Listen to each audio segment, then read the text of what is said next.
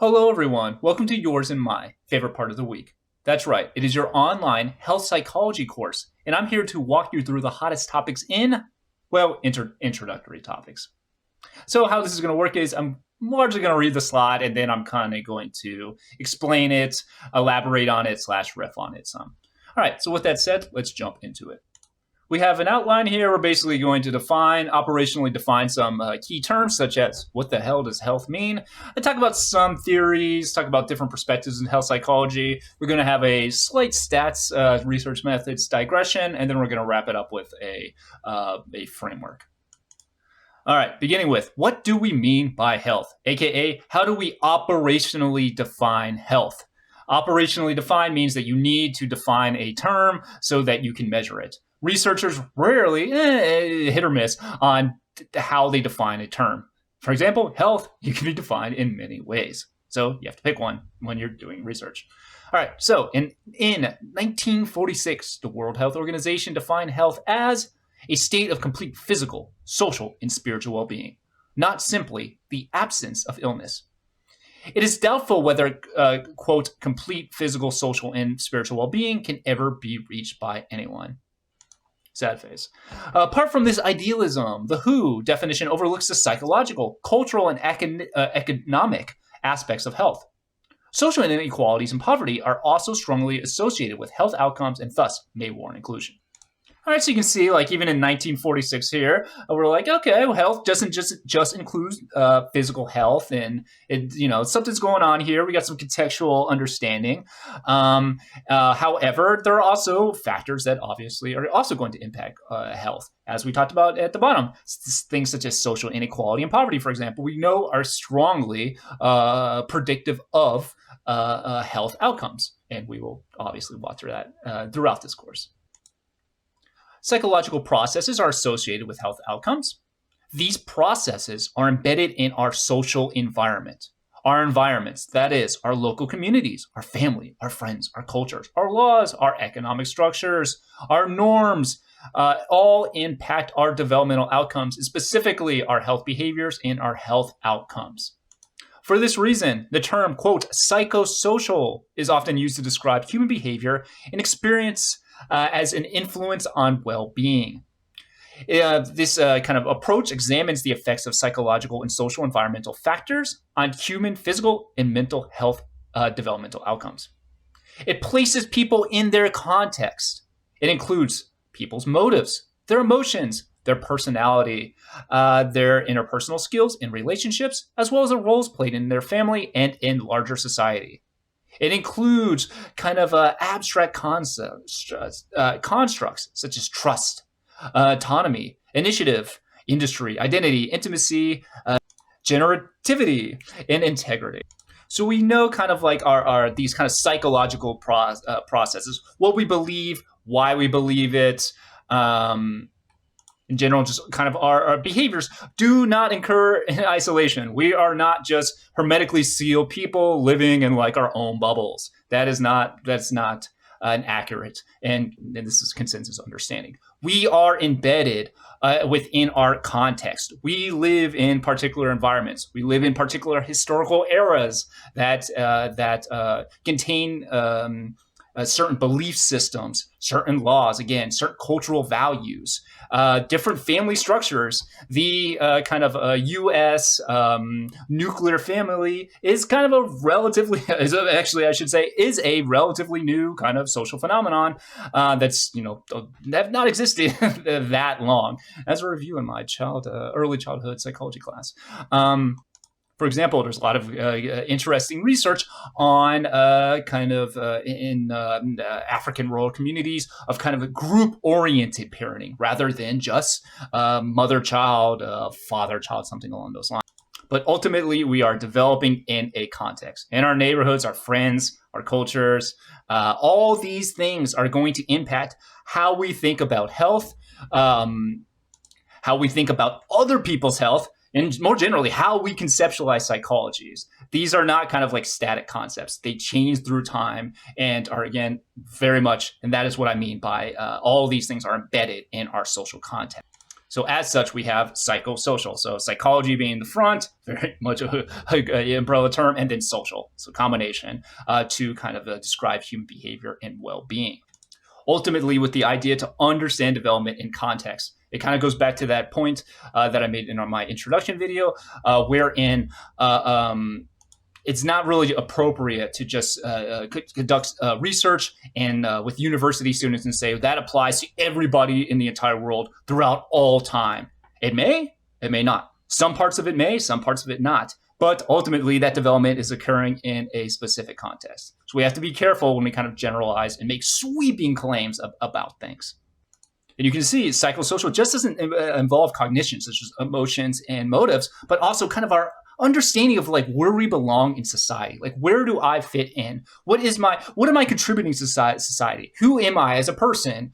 Whatever, as a father, a man, woman, whatever, transgender, as a worker, XYZ racial group. Who am I? What is my role? Does society value me? All of these things are being interpreted by us consciously and unconsciously and impacting our behavior and ultimately impacting our development and specifically our health outcomes. And also how we operationally define health and psychology for that matter.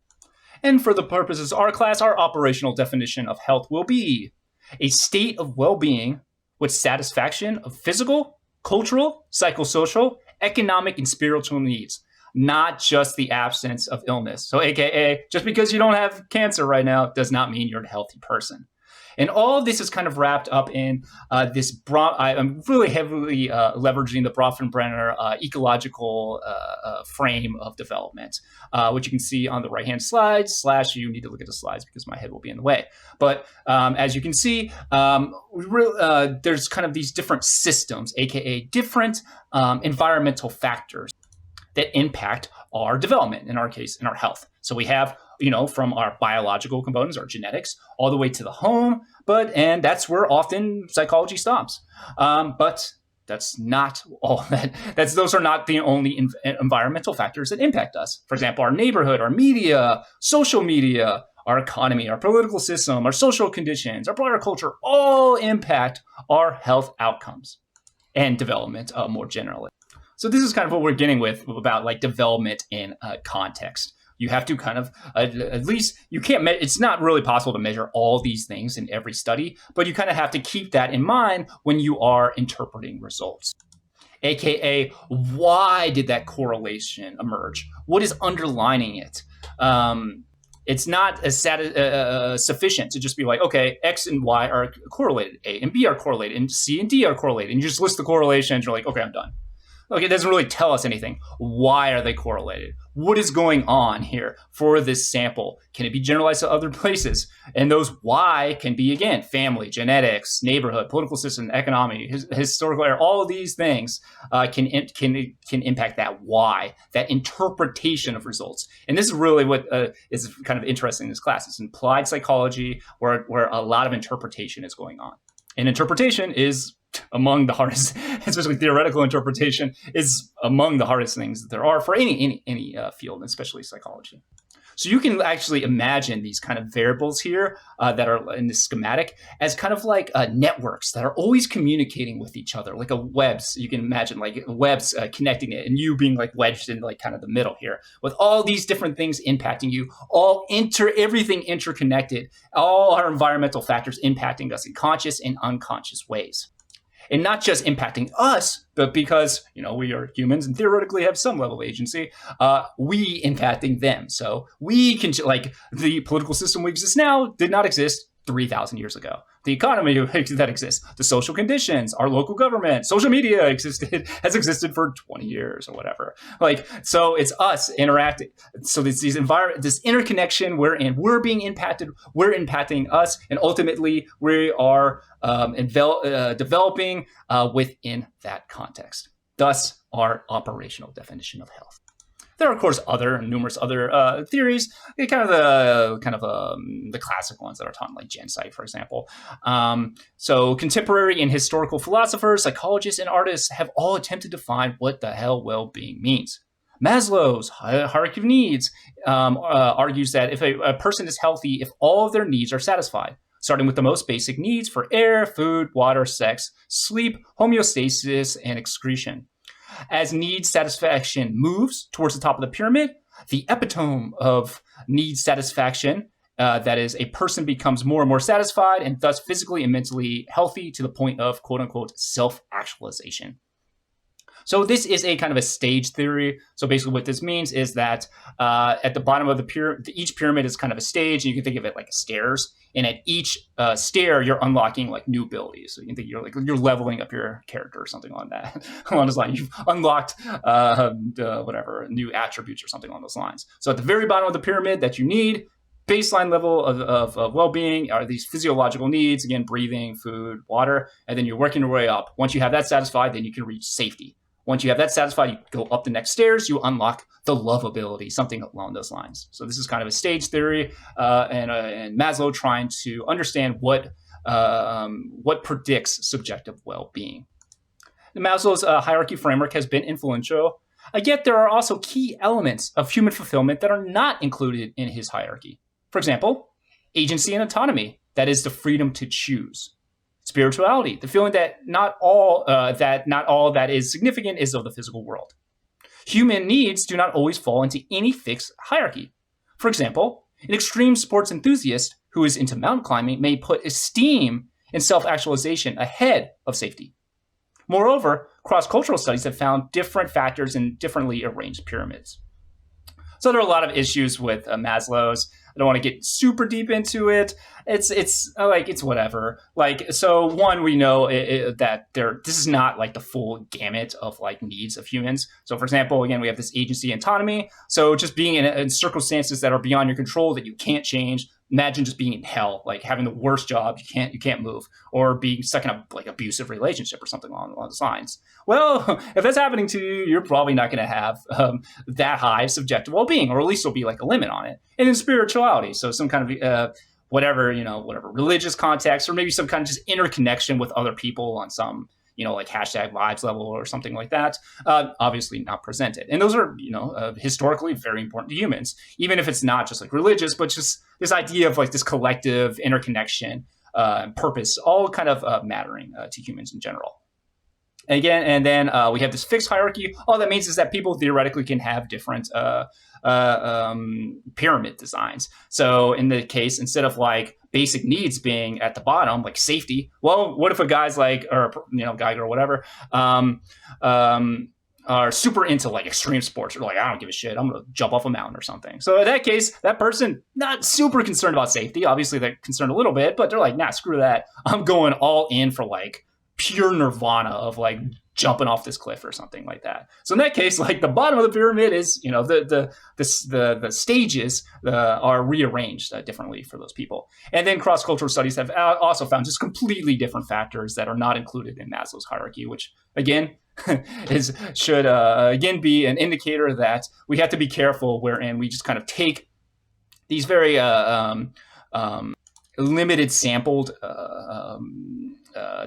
or theories that are kind of based, or frameworks that are based on kind of these limited samples, and then just kind of generalizing it to the entire world.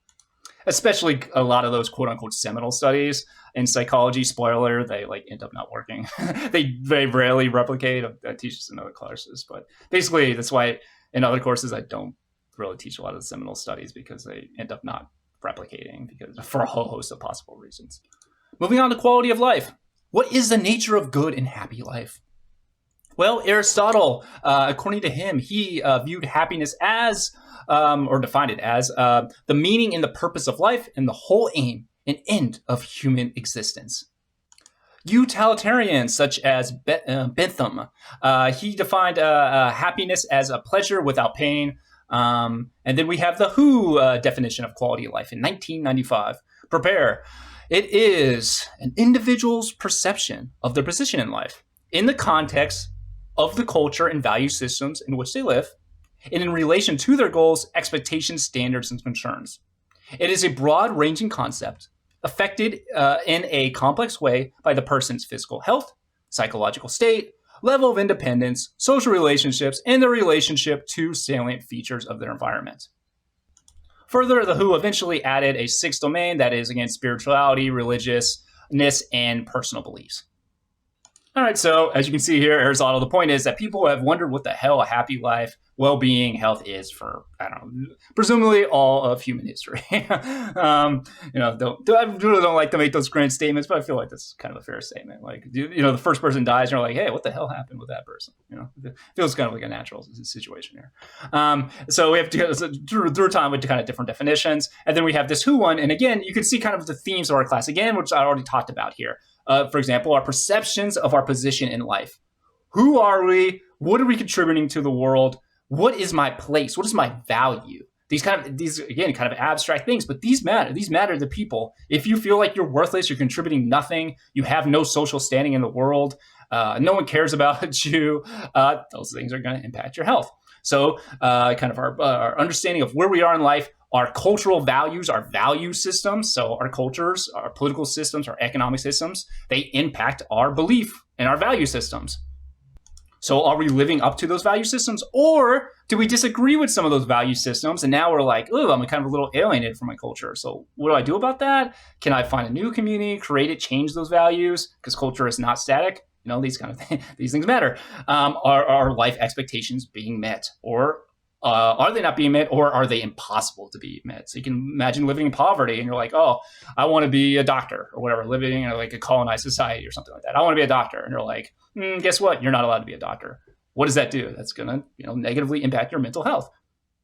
And in return, because, your mental health is, there's really not a super dichotomy between the physical and mental health, not for all things, but these things are generally connected. In return, that's going to impact your physical health, social relationships. So, I hate my family, nuclear family, or whatever, my extended collective family, something along those lines. It's gonna impact you. Or I love them, like, oh, that's great. I can depend on my family, my friends, my wife, my husband, my whatever, for social support. Have a better likelihood, of having a higher level of quality of life. Subjective well-being. So kind of a classic thing in psychology is that there's all these terms and they often kind of overlap. So for example, subjective well-being, it conceptually overlaps with quality of life.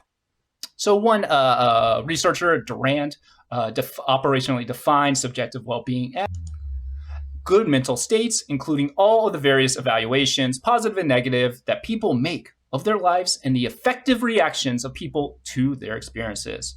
There's strong evidence linking social well-being with health and mortality, or a third variable influencing both social well-being and mortality, such as fetal nutrition, social support, lifestyle, and the possible mediating processes, would be a matter for speculation and for further research. So a little redundant here, just kind of evaluation of yourself, your place in society, quote unquote good mental states, your reactions to people and your reaction to experiences. And then we have this correlation between social well-being and health and health and mortality. Now, just kind of a thing to keep in mind. We'll talk about it later on, not this chapter and other chapters. This idea of this third variable. So just because there are like two variables that are correlated that does not preclude the possibility that a third variable, between if so, you imagine a correlation between A and C, there could be a middle variable, aka B, that is connecting those two variables together. So maybe it's like poverty or social support or something along those lines. So maybe poverty negatively impacts social well-being, which in return impacts mortality or something along those lines. Or like positive high levels of positive social support increase the likelihood that you have high levels of subjective well-being, which in return decreases mortality. So it's basically never, especially for these kind of complex, a little abstract outcomes, never really like a one-to-one situation. There's always kind of multiple variables kind of like impacting these final outcomes. So just something to keep in mind. But ultimately, what both of these kind of constructs are attempting to measure are what makes a quote-unquote good life. The most utilized scale to date has been the SF36, which accounts for approximately 50% of all clinical studies. One of the most commonly used measurements, or scales, I should say, is the one by Diener, which is called the Satisfaction with Life Scale. Some of the questions include, in most ways, my life is close to my ideal. The conditions of my life are excellent. I'm satisfied with my life. So far, I've gotten the important things I want in life. If I could live my life over, I would change almost nothing. So what this scale is trying to do is measure this abstract quality of life or subjective well-being situation. So we have this big construct, and it's like, okay, well, how do we measure it? Well, let's create some scales. Well, and as you should know, is that there's going to be multiple scales, and often those scales don't correlate. So then the question is like, what the hell are we measuring? Which scale is more accurate? Maybe some parts of it accurate. Maybe they're capturing different aspects of quality of life and subjective well-being. But also it's kind of wrapped up in like your theoretical orientation to what in your framework to what quality of life is. So, for example, all of these measurements report that they measure subjective well-being, happiness, quality of life, and all of them do not correlate, or different parts of them correlate. So then the question is, like, what are we doing? So you can see on some of these scales, Flanagan, for example, they're focusing on civic activities, so literally like engagement of like, I don't know, politics, economics, some kind of say in your community or something like that, personal fulfillment, recreational activities. Andrews has job satisfaction. And you can see those other scales don't have those.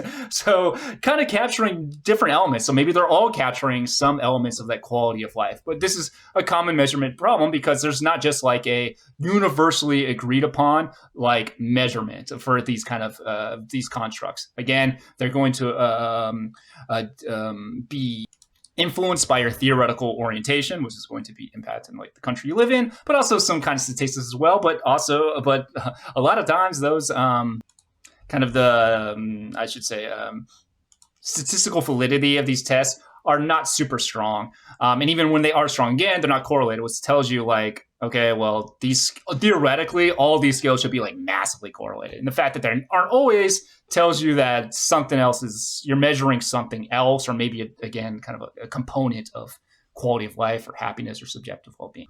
So ultimately, it's very difficult to just make a scale and almost, I would say, like impossible. And this is what the author's going to argue. Can't really just have an A theoretical scale because these things do not like physically exist in the world. It's not like a tape measurer where you're like, okay, this is 1 inch. It is these things like you have to like theoretically think them through and think of ways to measure these constructs that can be a little abstract. Moving on to something called homeostasis. One of the principal goals of health psychology is to understand the links between subjective well-being and health. Most basic property of subjective well-being is that it is normally positive. On a rating scale from feeling very bad to feeling very good, only a few people lie below the scale midpoint. Psychological application of this physiological concept of homeostasis may hold significant potential in interpreting these results.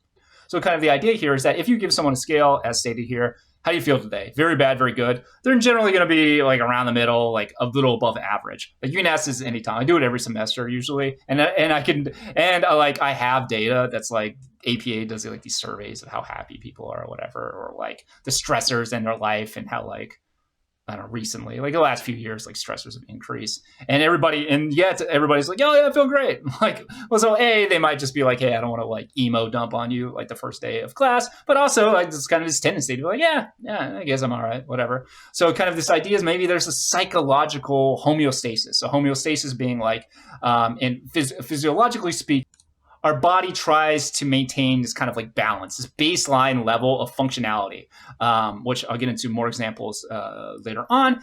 And so kind of the idea is maybe not just at a physiological level, this happens at a psychological level. Us trying to achieve this like minimum standard or like this baseline, kind of in this case here, just feeling good on this like above average or something like that line. So you naturally kind of like but through this like physiological / psychological process, return to this like baseline of well-being. So let's walk through some principles of homeostasis at kind of a psychological. So Cummins argued that homeostasis is operating on social well-being, as it does in biological systems of the body. Quote, it is proposed that life satisfaction is a variable under homeostatic control, and with a homeostatic set point ensuring that populations have, on average, a positive view of their lives. So, like physiologically, our blood pressure or whatever, like our body temperature, something along those lines, certain chemicals and hormones in our body, kind of going back to like this mean level that we all kind of stay at. So for too high, we kind of go back to this baseline, too low, jump up back to that baseline. So kind of maybe the same thing with this mood or subjective well-being is kind of what he's arguing. And set point is basically just kind of like that whatever that average value is. So on that subjective well-being scale, say between 0 and 10, with 10 being the highest subjective well-being, where you're always going to be at, I'm just making up a number, 6.5. That's your set point. That's where your body is trying to get back to, or psychologically speaking, where you're trying to get back to. That's your homeostatic set point. Cummins also suggested the concept of homeostatically protected mood, HPMood, as the most basic feeling state of SWB. HPMood places the regulation of mood in the same framework as physiological homeostasis, which controls body temperature, blood pressure, and 1,001 other bodily systems. So kind of the idea here, again, basically what I already stated is that there's theoretically this psychological homeostasis that operates just like our physiological system, aka controlling our body temperature, our blood pressure. So we have that set point, and we're off where we can be high on it, we can be low on it, but ultimately we're going to turn back to that baseline. Thus, every time you ask somebody like how you're feeling today, they're just gonna be like, yeah, whatever, 6, 7, whatever. You can be at a 10. Hey, woo, greatest day of your life. You can have some very bad days, but ultimately you're gonna be at that set point, aka homeostatic protected mood. Now, the rationale for this existing, Cummins argues that the homeostasis, psychologically speaking, or HPMood, provides the underlying activation, energy, and motivation for routine behavior. So it's like, oh shit, I got to get up today and do stuff. I got to get up and talk to somebody. Yeah, it's really kind of difficult to do if you're like at a 0. Like, I don't know what a 0 would actually mean in the real world, but kind of like maybe something about humans kind of naturally, we're naturally social creatures. We live in communities, very collective in general, even in the most individualistic society. So having that kind of baseline level of like energy and motivation to, whatever, get about your day, contribute to society, improve yourself, or whatever, do whatever it is you have to do, is kind of necessary to live. The proponents of this HPMood often argue that HPMood is not modifiable by conscious experience. It is ubiquitous, aka it's everywhere. Background component of conscious experience. Under normal conditions of rest, the average level of HPMood for each person represents their, quote, set point, a genetically determined individual value. For each person's set point, there is a, quote, set point range. The limits within which homeostatic processes normally maintain HPMood for each individual. So we have that HP set point, basically. So your subjective well-being being at 6.5, just making up that number, where you're always going to return to in general. Also, you have a range. So just think of mathematical dot of range. So for a person, say, for example, their set point, their average is 6.5, but they can reach on their range extends from like 8 to, 4. So you're always going to be operating between 8 and 4 subjective well-being on this hypothetical scale. That is like your set point range. And that is the degree to which you can fluctuate on that feeling, that subjective well-being, and behaviors associated with that level of subjective well-being, and specifically, in our case, health-related behaviors or behaviors that impact health outcomes. Many scholars argue that HPMood affects all cognitive processes to some degree, but most strongly the rather abstract notions of the self. So, for example, I'm a lucky person, or whatever your evaluation is of yourself. Because of this, these self-referent perceptions are normally held at a level that approximate each set point range. So, kind of the idea here is that you need a stable, maybe sense of self is kind of the interpretation here. So you can't be like a 0 one day and like a 10 the other day, unless you have a disorder. You kind of have to have this range, this set point that kind of tells you that what your expected behaviors. It's not like, oh, I'm walking in the street. Oh, one day I'm just going to randomly punch an old lady. I'm going to just DDT this child, or I'm going to just walk around handing out $100 bills or something like that. You have a kind of a coherent sense of self. And that kind of self being foundational to, the self, you. That's why there's kind of a range. You can only have certain fluctuations. It's kind of a theoretical interpretation of set point range and your set point average. Under resting conditions, social well-being is a proxy for HPMood. Social well-being can vary outside the set point range for HPMood when a strong emotion is generated by momentary experience. When this occurs, homeostatic forces are activated, which attempt to return experience effect to set point range. Daily affective experience normally oscillates around its set point. So again, kind of the idea here is that in general, at rest, you're going to be at your average, your set point. But hey, maybe you can hit a 10. If randomly you hit a lottery, you're like, you know what? Damn, I've never felt this good before. Now I have $50 million. You're feeling pretty fucking good at that moment. So now, but then, I don't know, man, whatever. I don't know why you would go back down to earth, but maybe you're like, I can't deal with the burden of having $50 million. You send it my way. But anyway, so kind of the idea is then you're going to go back, your body, kind of like a physiological process or psychological process. You're going to be like, okay, whoa. I got to make sure I don't blow this money. I'm going like YOLO. Like I can't just blow all this money. It happens. So I'm going to bring that mood down to back to my set point range, maybe a little higher, maybe like a 7, 6.5, something like that. So kind of now you're returned, you can operate back in the world as you normally would. And you're not making like rash decisions or like overly gleeful where you're just like jumping off a cliff, or the inverse. Like, oh, you had a really bad day. Like that happens in life. So then it's like, okay, well, at some point of time, your body psychologically and or physiologically speaking is like, okay, I'm going to bring up your mood, your subjective well-being through time back to some place in your set point range. Because it's like, okay, well, again, it's theoretical interpretation. Like, okay, well, I'm still myself, something bad happened to me, but I still have more to live for or something like that. Or I can still contribute something, or I'm still me and I have these positive things about me, or I can improve, or whatever it is, something like that.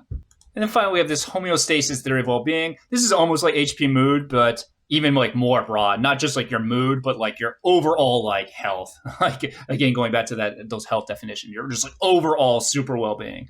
So this general homeostasis theory of well-being, physical health, and life satisfaction, it attempts to identify links between some significant determinants of physical and mental health. It includes things like emotions, restraint, consumptions, income, and it emphasizes attachment.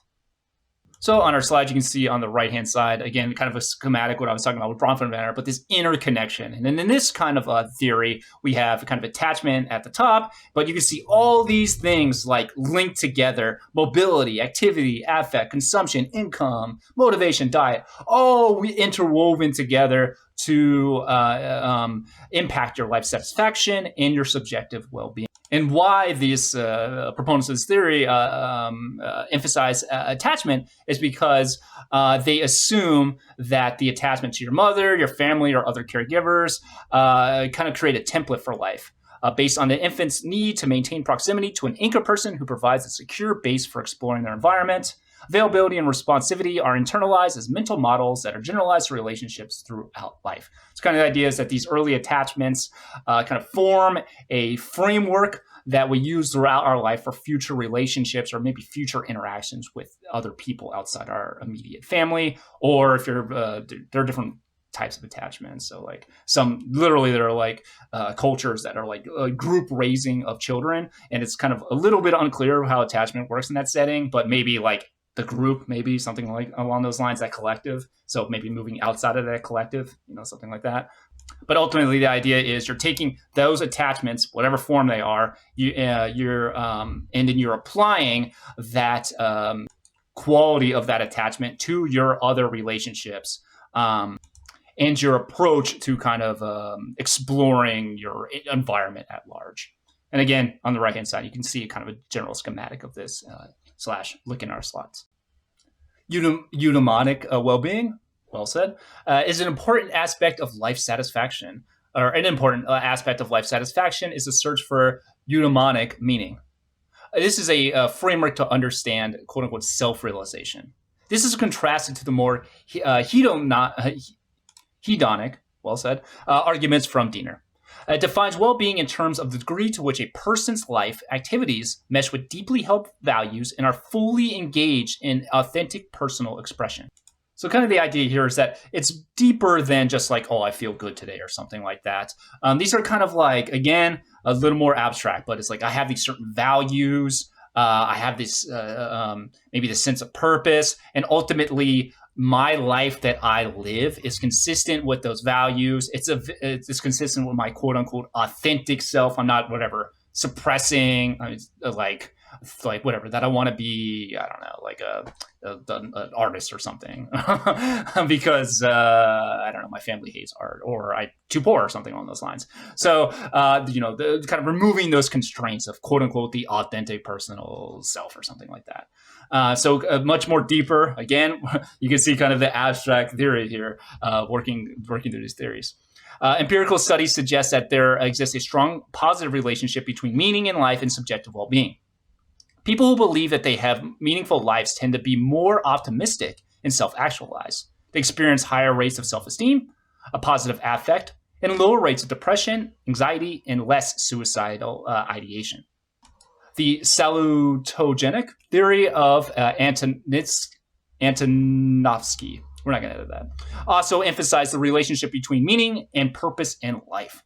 So well-being being not just, again, back to physical health, and not even just like this abstract notion of mental health, but it's like, what the hell does mental health mean? Like, what does well-being mean? So here we have purpose, meaning, your values, how, and then the environment to which you live in. Are you able to act on those values? Is your culture, is your political systems, your economic systems that you live in, is that consistent with your purpose in life, or your meaning in life, or your values, whatever, your authentic personal expression? To the degree that it is, maybe that is correlated with those outcomes as stated. And then the question, of course, is like, well, how consistent do they have to be? Can you live in a country or a community that have different values, but maybe you form like a sub-community, and then like go on and on, but kind of like this idea of like the abstract self. You don't need to know this, but like this abstract self. So we all have this idea of our like self, who we are. We have like this immediate surroundings of like maybe a collective, or like, oh, we're part of my family or something like that, or my neighborhood or my state or something. But also we also have this abstract self. So this idea of like this broader, greater community that we can't really define, but maybe it's based on religious beliefs, political beliefs, cultural beliefs, something like that.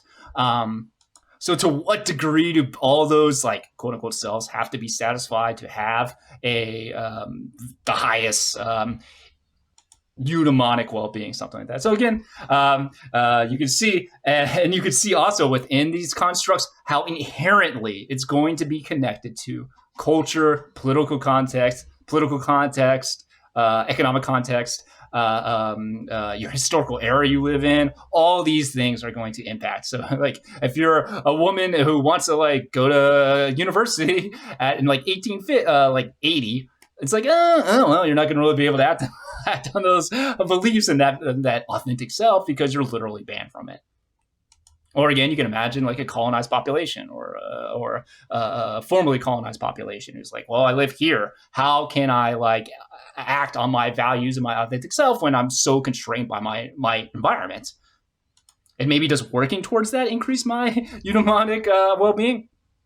All interesting questions. Moving on to the state of health psychology. The importance of psychosocial processes in health and illness is an established part of healthcare. Empirical evidence on the role of behavior and emotion and morbidity and mortality has been steadily accumulating over the last century. Health psychology has grown rapidly, and health psychologists are increasing in demand in healthcare and medical settings. Psychologists have become essential members of multidisciplinary teams in rehabilitation, cardiology, oncology, and many other fields, including defense, policing, and justice.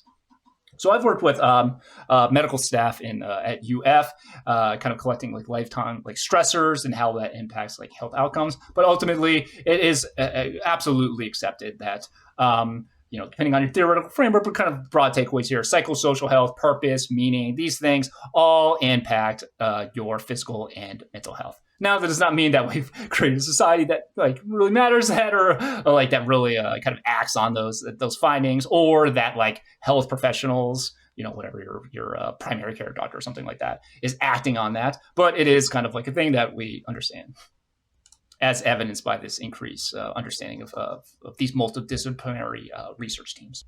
Yet health psychology is still relatively young as a discipline, and there are many issues to be addressed. And I should also say psychology, pretty young as a discipline.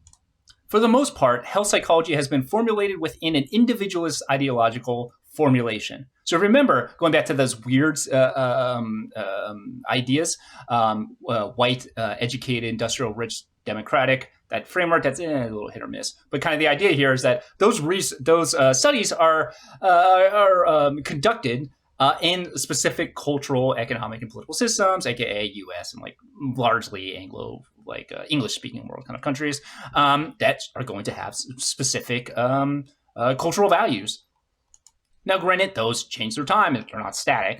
They definitely have changed, and we have quote unquote become more individualistic through the decades. But still, it would thus kind of like happen that our frameworks and our understanding of psychology are going to be very individualistic in character. And you see that, this is frankly not really a controversial point. They are focused primarily on the family, on yourself as an individual actor, even how we think about the selves. I teach this in my cross-cultural psychology classes.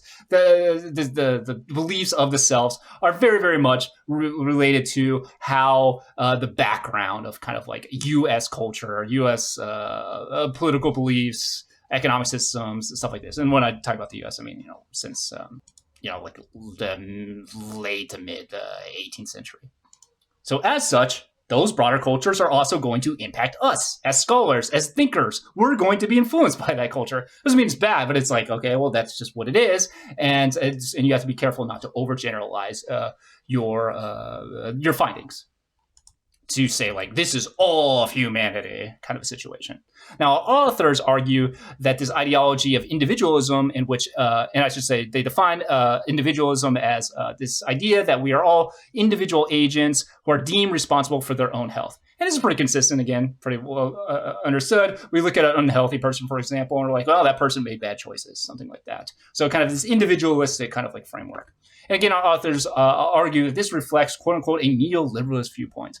Now, there are approximately 900 definitions of neoliberalism. For the purposes of this class, all we're saying here is this idea of individualism, that we all are kind of like rational actors making our own individual choices, and that should be like promoted. So that's the culture we should have, and that is as a field, how we should study psychology, and as health psychologists, that is how we should, or I should say, we should root our kind of like public policies and our kind of interventions with that individualistic, neoliberal, quote unquote, viewpoint. So a person who smokes 40 packs a day, for example, and develops lung cancer is responsible for causing their own costly disability and terminal illness. So again, individualistic, that person made their choice, now they have to reap what they sow kind of a situation. And this is not like a universal kind of thought process of psychologists across the world, and definitely not in the U.S. as well. But again, these are kind of like our foundational beliefs. This is what we're trained in, and this is what we should critically examine. Traditional health education has consisted of campaigns providing a mixture of exhortation, information, and advice to persuade people to change their unhealthy habits by telling people to, quote, just say no. Policymakers expect people to make the right choices and change, quote, unhealthy choices into, quote, healthy ones. This is based on the idea that by informing people, they can make responsible choices. People are presumed to be free agents with self-determination. Their incorrect, quote, individual choices are their own fault.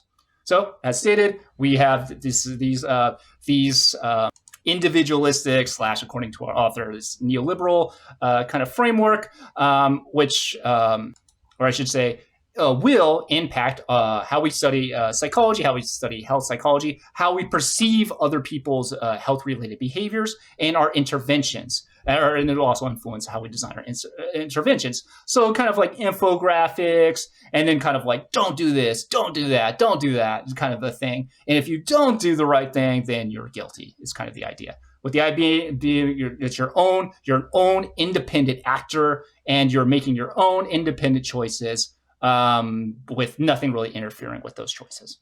So you can see here, and then most people kind of relate this maybe to like 60s or 1960s, 1970s, something along those lines. And so this is another example of like how those greater economic political systems impacting how we see other people, each other, how we conceptualize what psychology is, how we conceptualize what health is, and it impacts consciously and unconsciously how we study the questions that we ask as a field of all sciences, but in our case, health psychology or developmental psychology or health in general. Yet, we know that human behavior is influenced by so many factors in the social and economic environment, and especially by role models among family and friends and in the mass media. Evidence that behavior changes such as quitting smoking or putting on weight are associated with similar changes in networks of friends. Our environments contain resources that have varying degrees of accessibility. For example, low-priced items in supermarkets and 24/7 stores offer low-income consumers an unhealthy selection of options. Research evidence suggests that socio-cognitive approaches to behavioral change that target internalized process in the form of hypothetical social cognitions have small effects and are too small in scale. So ultimately, a priority of health psychology is, by definition, to change health-related behaviors. So how do we change it? How do we design interventions? What is our framework for doing so? And within those interventions, unconsciously or not, are going to be beliefs about, again, how you define health, how literally you think about human behavior. What is a human? How do they act? Why do they do what they do? How should we deal with them? How should we go about changing behavior? And this matters to be critically examined because we know that, again, our environment impacts all developmental outcomes, all psychological outcomes, and especially our health outcomes. So, for example, there's things called like food deserts, wherein there's literally no healthy foods available in a community, and these are especially common in poor areas. And what are available instead are kind of like Dollar Generals. You see those like dollar trees like everywhere. As someone who's lived in those kind of neighborhoods, shit ton of dollar trees, which was really sucked because there was dollar stores where everything was $1, and now that's not the case anymore. So tough times. But ultimately, though, food there, low quality, they're cheap. They're readily available. So you literally, by definition, cannot make an alternative choice. You are constrained by your environment due to accessibility of these supermarkets. Plus, you may not have the money. So then the question is like, okay, given those environmental constraints, is it possible to be like, all right, unhealthy person or who's engaging in like unhealthy behavior, you know? Can we just say, all right, I want you to think about this differently and think through that you should be healthy. And can you do that one by one until like whatever, theoretically billions of people have been educated and then that's it? Well, research suggests that no, it's too small in scale. And you'll see, no matter what research you read, the effect size of these interventions are typically pretty low. And the variance explained, AKA, without getting too deep into this, how successful the intervention is relatively low. It's pretty low in general. So that calls into question, is this hyper-individualistic approach to addressing negative health behaviors, is that sufficient? Or do we need to do something else? Maybe change our framework or target larger environmental factors. Again, changing our environments. Which brings us to the community perspective. The community approach are less popular within mainstream health psychology and have been the mainstay of community psychology, which is an APA division 27. So just FYI, they're like, I don't remember, it's like 60, 80, it doesn't matter.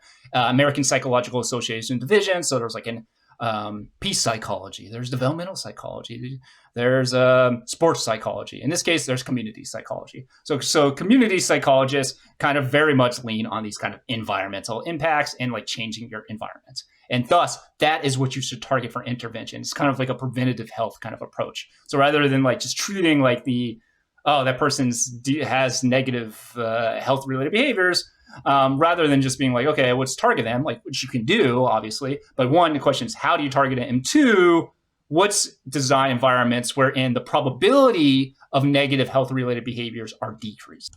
So they argue that there could be a valuable synergy between health and community psychology working outside of the healthcare system. This takes a justice and equality-oriented health framework. So to recap, we have kind of low effect sizes, low variance explained. You really don't need to know exactly what that means. Granted, it is a 3,000 level course, so maybe you should have a little bit of knowledge about that, but I digress. So the argument is basically, we know from a whole lot of evidence that these kind of these individual frameworks don't work. You cannot just go one by one and change people's minds. And even if you did, for example, imagine you're a person living in poverty. You're like, okay, yeah, dude, I do want to do that, but I literally can't afford it. So I want to, but I also have these very environmental constraints. Or my life is shit and I'm miserable and I want to eat like McDonald's because it makes me feel a little better and I don't want to suffer all day. It makes me feel a little bit better. Or you can imagine like someone in an abusive relationship or something. And it's like, okay, well, maybe change that, or like think about it differently. And it's like, okay, well, I can't leave. I don't have any money. Like, I don't know. Like, it's not just as easy to like get up and go. So kind of thus, again, this kind of maybe a preventative, this community perspective, and by definition, as stated, interventions, public policies related to health must kind of incorporate justice and equality orientation. Which leads us to the conclusion, or our ultimate kind of thing of operationally defining health psychology. And it is, what we will use, I should say, is that health psychology is an interdisciplinary field concerned with the application and psychological knowledge and techniques to health, illness, and healthcare. It includes the promotion and maintenance of well-being in individuals, communities, and populations. Health psychologists should hold a holistic perspective on individual well-being, that all aspects of human nature are interconnected. So, stopping there for a second, it's not just that like all individuals are wrong, but we need to increase this. We need to leverage that Bronfenbrenner model, for example, to understand these larger environmental factors that are impacting us: our neighborhoods, our communities, our friends, our whatever, our local government, or I don't know, whatever they're doing, or like our country, these large populations, because those are all also environmental factors that structure our life and shape our quote unquote individual health-related behaviors and relationships. So as such, all we must take a holistic approach and recognize the interconnectivity of human behavior, human developmental outcomes. We're going to do some rationale for health psychology. First, the behavioral basis for illness and mortality requires effective methods of behavior change. Some scholars argue that all the leading causes of illness and death are behavioral. Many deaths are preventable if effective methods of changing behavior and or the environment can be found. For example, the top 5 risk factors for kind of a global disease consist of being underweight child, so low birth weight, engaging in unprotected sex, high blood pressure, tobacco, alcohol. So if we can decrease, for example, alcoholism or tobacco use, by definition, that's going to decrease early death, which should be kind of a goal of a health psychologist. Then the question is like, okay, well, why are people alcoholics? How do they, and what interventions can we use, not just at the individual level, but again, at this global level? Are there global factors? Are there population level factors that increase the likelihood of addiction? Spoiler, there are, and we'll talk about it in this class. As stated, a dominant ideology that argues that individuals are solely responsible for their own health may not be the most helpful approach. Our environments are salient predictors of all developmental outcomes. People are highly constrained by their environment and socioeconomic circumstances. You can conceptualize behavior as odds/probabilities of an outcome given sets of environmental constraints. Because of the significant social and economic determinants that structure the health of individuals and communities. As such, without adaptations of the environment, the efforts to change health outcomes on a societal scale may be disabled. The authors argue that it could be akin to the, quote, the tail wagging the dog, aka mission impossible. So many authors basically argue that the only way, the easiest way, or I don't know, easiest, I'm saying the most productive way and the quickest way to address early mortality or negative health outcomes, so I don't know, depression or addiction, something along those lines, is class-based, which is, they call it socioeconomic. Again, this is a term that really doesn't have much meaning, and researchers define it differently, which just tells you that it's really kind of a little abstract. But basically what they're getting is class, so I just call it class. So as you'll see, actually, in future chapters, that a lot of the worst developmental outcomes, health-related, are going to be in the poorest parts of the world or the most historically oppressed populations. So you can imagine health-related behaviors or behaviors in general as kind of probabilities, given a specific environment, given a specific environmental economic system, a specific culture, a specific political system, a specific form of media, something like that. Those things, all those kind of big, kind of abstract things, increasing the probability of certain behavior. So whatever, like for example, like we live in like a slave society or whatever, and we're like, okay, well, my belief system is going to be that slaves are like bad or whatever, and I'm inherently good. So like in that case, there we have a structure of slavery impacting our behaviors. Or in our food desert example, I am constrained social economic. I live in a neighborhood where there's literally not food, like a healthy food. So what is the most probable behavior for me? Well, probably just eating whatever is around me, which is it's going to be less healthy. As such, we should be working to modify our environments. Thus, health psychology includes, by definition, kind of public health, public policy, these big theoretical discussions of politics, economics, again, interdisciplinary nature. So going from the epigenetic level to biological level, to the family, to your household, to your neighborhood, to your state, to your media, to like the historical period, all interconnected with each other, impacting the probability of certain outcomes. A lot to wrap your head around, but very interesting. The next model that you should be familiar with from other classes is the Biopsychosocial model, BPSM. This is a view that illness or medical condition is the product of an interplay of biological, psychological, and social factors. This was adopted in the DSM-5. While there have been a lot of discussion in health psychology about the adoption of BPSM, the evidence of this adoption in medical education is meager. The majority of U.S. physicians reported not receiving effective training regarding the role of the BDSM and thus having feelings of low self-efficacy in addressing and managing biopsychosocial issues. So basically, this is, again, accepted by the DSM-5, aka kind of like our manual to which we use to diagnose people with a particular disorder. It argues that all disorders and all outcomes are influenced by our biology, so like our neurological development, genetics, whatever, our psychological process, and these greater social factors. But despite that recognition, there's kind of an underdevelopment of what that means in practice and kind of training for it. For a whole host of reasons. Next, we have this angle model. I'm not going to walk through this all this, but jumping to the bottom bullet point here, the first is basically a set of kind of a systems of hierarchy where all living things are like comprised in like a square or like a unit, and then you expand from there. So on the right-hand side, you can see / look at the slide, they start with a molecule, then like organs and cells, then tissues, then whatever, nervous system, then a person, two-person, family, community, culture, society, biosphere. So it's like where you can see like the interconnectivity of everything and it building off each other is kind of the idea here. So as such, biology and our quote-unquote social universe are both integral to the study of health psychology, and I would argue just development in general.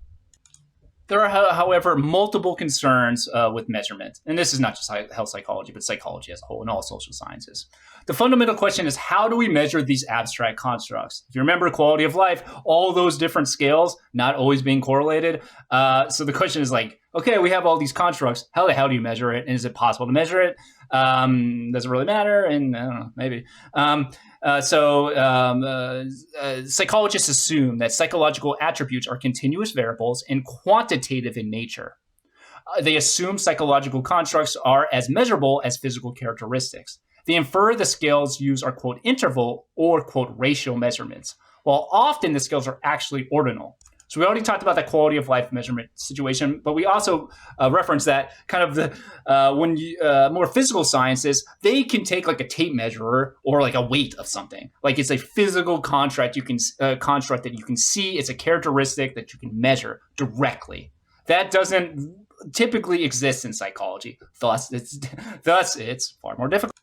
However, psychologists often and all social scientists often kind of assume it is. And you can see this through their measurements, which we're going to walk through here momentarily to make this a little more concrete for you. So let's walk through an ordinal example. And basically what the authors argue, and this is also like, I teach this in my PhD level statistics class.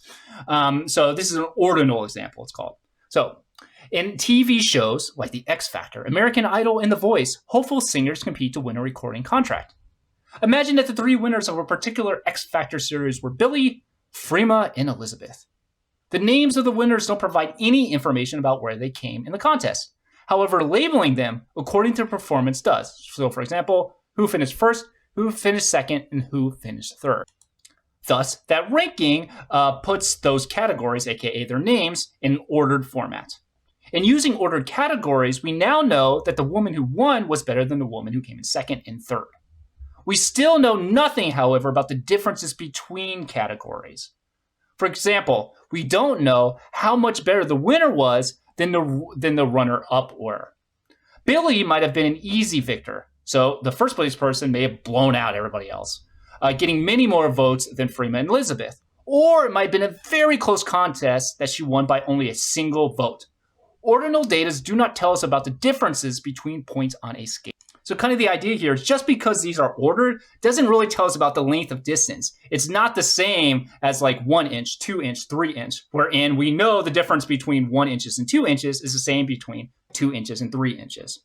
So in this case, the first place winner may have had like a zillion points, while the second place winner had 3 points and the third place winner had 1 point. Okay, so you can see how the first place person blew them out. Well, by the rank, it looks like they're all very close, like, oh, first, second, third. But really, the first person blew them out. Or it could be like the first and second ranked person, in this case, the winners of X Factor, were very, very, very close. One scored 99, the other scored 100. Well, the third place ranked person scored only 50 points. So you see how you can assume just that ranking makes you assume that there's equal distance between first, second, and third. But that is actually not the case. Thus, it is ordinal. That is, we are measuring ordinal variables. Continuing, another ordinal example. The X Factor were asked to rate Billy's singing on a 10-point scale. So X Factor judges. They're rating Billy's singing on a 10-point scale. We might be confident that a judge who gives a rating of 10 found Billy more talented than one who gave a rating of 2 to Billy. But can we be certain that the first judge found Billy's performance 5 times more talented than the second?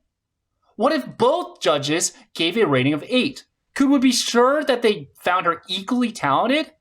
Probably not. Their ratings will depend on their subjective feelings about what constitute talents. That is it the quality of singing? Is it the showmanship? Is it the dancing? For these reasons, and in any situation in which we ask people to rate something subjective, for example, their preference for a product, their confidence about an answer, how much they have understood some medical instructions, we should probably regard these data as ordinal, although many scientists don't. So working through that again, say 2 judges both rated Billy's performance as an 8. Is it really equal 8? Are they measuring their overall performance in the exact same way? What aspects of the performance are they focused on? So is that 8 a true? So if 2 judges giving 8, are they true identical 8s? So it's not like, again, you can measure Billy's hand as 5. Judge 1 can measure Billy's hand as whatever, 8 inches. And then a second judge can measure Billy's hand again and it's 8 inches. Boom. You can measure those directly, that physical characteristic, that hand size. Well, that 8, though, that subjective rating, most likely is not going to be exactly the same. That 8 is going to mean something different. Moreover, say one judge gave Billy a 10 and the other judge 2 gave Billy a 2. Does that mean mathematically that the first judge believes that Billy is 5 times a better performance than judge 2 who gave Billy a 2? It's like, no, not really. So you can't, those numbers are much more abstract. They are ordinal in nature. They're not physical 1 inch, 2 inch, 3 inch is kind of the idea here. And that is most of social science research. But researchers often present it as it's not that. Now, compared to, let's talk about ratio, however. Ratio variables require that ratios of values along the scale should be meaningful. And I rate my professor lecturer rating, this would mean that a lecturer rated as a 4 would be theoretically twice as helpful as a lecturer rated with a 2, who would in return be twice as helpful as a lecturer rated as a 1. So now we have kind of like direct measurable distance that is consistent among the different values, unlike our rankings that we talked about with Ordinal. So the time to respond to something is a good example of a ratio variable. So for example, when we measure reaction time, not only is it true that, say, the difference between 300 and 350 milliseconds, that is a difference of 50 milliseconds, is the same as the difference between 210 and 260 milliseconds, or between 422 and 472 milliseconds. So you can see that distance between those two values are always the same. That is kind of the point. And that is not, in general, what we see in psychological research. So it's important to kind of keep that in mind. Our psychologists usually rely on this operationalism, it's called, assigning of numbers to attributes according to rules. So for example, red equals 1, blue equals 2, and green equals 3. So what researchers do, we'll just assign a number value to kind of this category. But the question is, does green actually equal 3 times red? Or does blue equal 2 times red? Or does red equal green minus blue? Intervals and ratios cannot be inferred from a simple ordering of scores along a scale. Yet this is how psychological measurement is usually carried out. In fact, some scholars have argued that psychological constructs, like quality of life, are nothing like quantitative physical variables. So bringing it back around to the quality of life example, the essential issue is whether the total score obtained from something like Diener's satisfaction with life scale provided by an individual is in any way a measure of an attribute along a quantitative scale, like the readings from a tape measure, which reflect the quantity of distance. So on the right-hand side, look at your slide, you can see the scale here, 31 to 35, extremely satisfied, 26 to 30, satisfied, and working their way down. And some of the questions are thus, does a person with a score of 20 have exactly double the life satisfaction score of a person who has a score of 10? Do two people with scores of 30 and 25 have a life satisfaction that is the same, quote, distance apart, 5 points, as in the case of two people with scores of 20 and 15? We actually can only infer a person's life satisfaction from their answers to items on this SWLS scale. That is, because we have no independent definition of life satisfaction and no evidence that life satisfaction is a quantitative attribute apart from the SWLS scores themselves. So basically, when you're interpreting these kind of scales, you have to be careful to say something like, oh, I have double the well-being. I have double the introversion. I'm double extroversion from you. Because what we're really doing is we have these scales that may or may not be measuring these constructs, some more valid than others, or parts of the constructs. And then we are inferring that that scale is measuring that big abstract concept that we're thinking about. In this case here, life satisfaction. But again, there is no independent life satisfaction scale that just exists in the wild. You cannot physically see it. We can attempt to measure it through these scales, but we have to be careful with our interpretations and what we take away from it. So for example, something like IQ, it's like you did not score high or you scored high or low on a specific test. That does not mean you are super genius at everything or super dumb at everything, like in general speaking. And this could be partially the reason why all of these kind of oftentimes you see in psychology a big new finding that's like this big like thing, and then like, oh, it's gonna change people's lives or something like that, or it's gonna change the way we think about psychology, and it ends up like not being replicated, or the intervention has kind of little like small effect size. And moreover, to answer the question, who the hell cares? One of the main goals of health psychologists is to design interventions that are effective solutions to health problems. We can find ways to objectively compare different interventions to see what works and what doesn't work. Sitchma, apologies to this author if I mispronounce his or her name, argued that the real measurement problem in psychology is the absence of well-developed theories about psychological attributes and the lack of any evidence to support the assumption that psychological attributes are continuous and quantitative in nature. So basically the argument is there's not you need theory because you cannot just simply develop an theoretical scale of anything because they don't, again, these constructs aren't physical characteristics that exist in the world. So theory informs how we design our scales, and theory is going to be influenced by our cultures and all these other things. So we need basically theories to that attempt to explain complex phenomenon, explain collections of findings. And at times that can be a little bit subjective, that is okay. But important not to overread into it. And ultimately, though, yeah, we do exist in this real world, and this is going to be keep publishing, and you kind of have to just deal with it some. But you can still create interventions that are more sound measurements. That's what we're going to walk through in our research methods chapter. Moving on to cultural perspectives of health, there are wide variations in health beliefs between cultures and significant individual and group differences within cultures. Diverse beliefs meld with practices and lifestyles in accord with people's worldviews and values. Theories in health psychology provide accounts of how psychosocial processes affect individual health experiences. So as stated, our cultures impact our health-related practices, our lifestyles, our worldviews, and our values. And again, those worldviews and values are going to impact how we feel fulfilled, our sense of purpose, and thus our health outcomes. Thus, the theories in health psychology should provide frameworks wherein we can take these cultural perspectives into account. And moreover, just kind of general psychosocial process, how they impact our quote-unquote individual health experiences. Yet another issue is that many of health psychology theories are adaptations of US/European cognitive and social psychology from the last 50 years. Cross-cultural psychology emphasizes cultural diversity and casts a skeptical eye over the ethnocentrism of contemporary psychology. It considers national or large group samples as a unit of analysis rather than individuals. So kind of these cultural psychologists are more likely to, one, critique the scales. Again, this is kind of an issue with seminal studies, that they have very limited samples. And the theories are kind of traditional psychology theories are really wrapped in those samples, the findings from those samples, and they often don't replicate in other contexts. Like even stuff like the Big Five or whatever are not universal.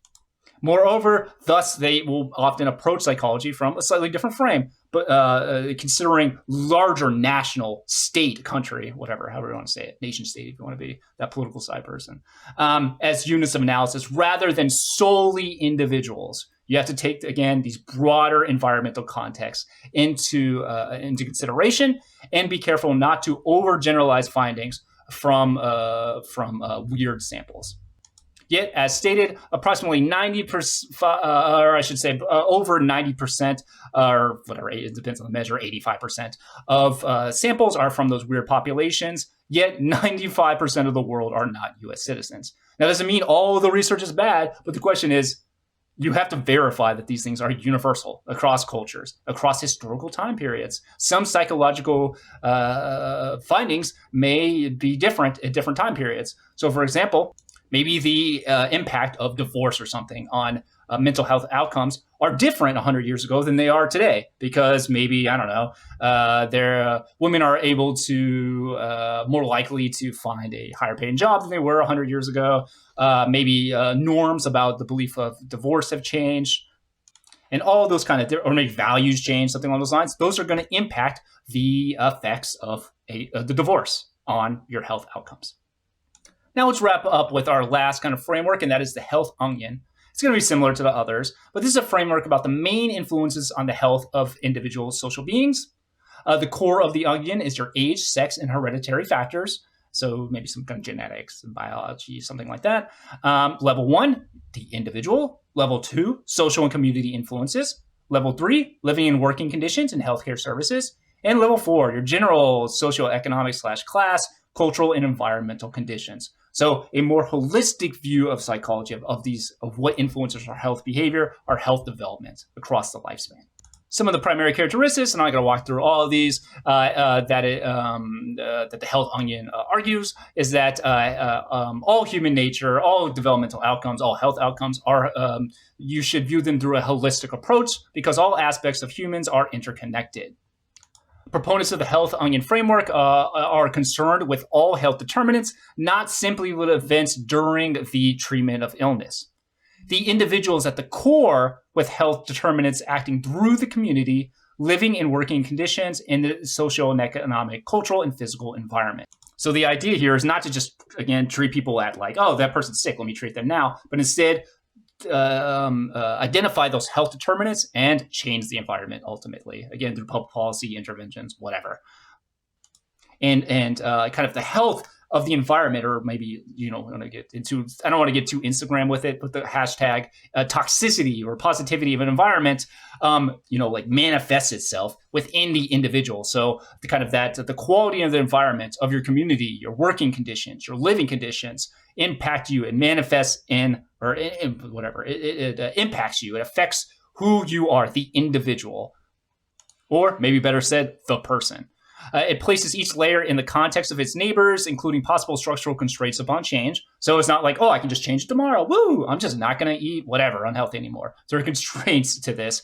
It could be cultural. It could be class related. It could be like whatever. This race is literally banned from this place, or women are banned from the university, and that makes me depressed. And now I feel like crap, and I want to like drink or something along those lines, or colonialism, something like that. Like, it wasn't just like, okay, well, I'm just going to just be like, okay, well, I'm colonialism, I'm going to think about you differently, or I'm just going to say colonialism, you're canceled, or something like that.